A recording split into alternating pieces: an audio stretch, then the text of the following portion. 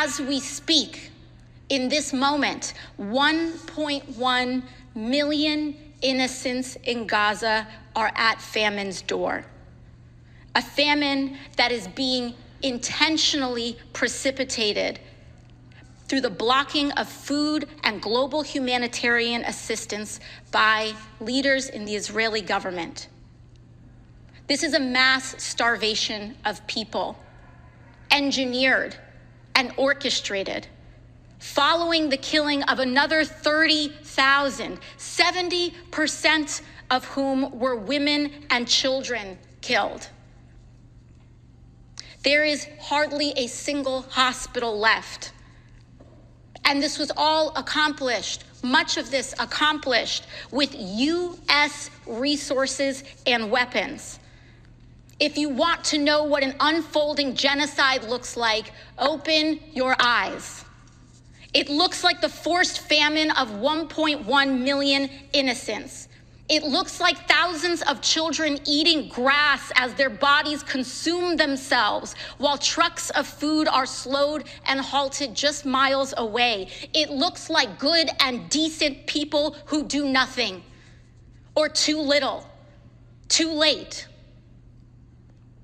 It is against United States law to provide weapons to forces who block United States humanitarian assistance.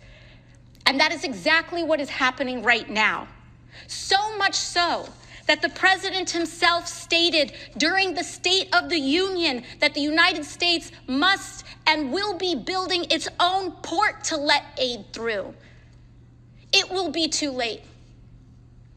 The time is now to force compliance with U.S. law and the standards of humanity, and fulfill our obligations to the American people to suspend the transfer of U.S. weapons to the Israeli government in order to stop and prevent further atrocity. Honoring our alliances does not mean facilitating mass killing. We cannot hide from our responsibility any longer.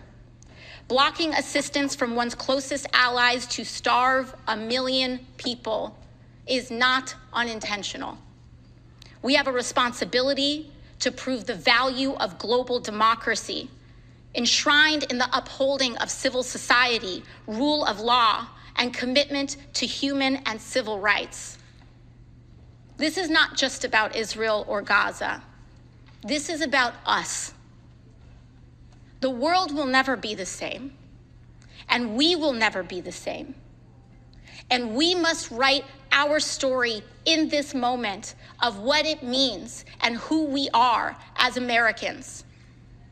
And our story must be not that we were good men who did nothing, but that we were a committed democracy that did something. And we must prove that now. With that, I yield back. Thank you.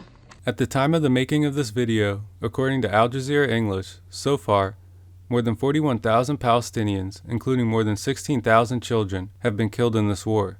According to The Lancet, it is not implausible to estimate that the actual death toll might even be up to 186,000 or even more. This has got to stop. It's time for an arms embargo against Israel and a ceasefire now.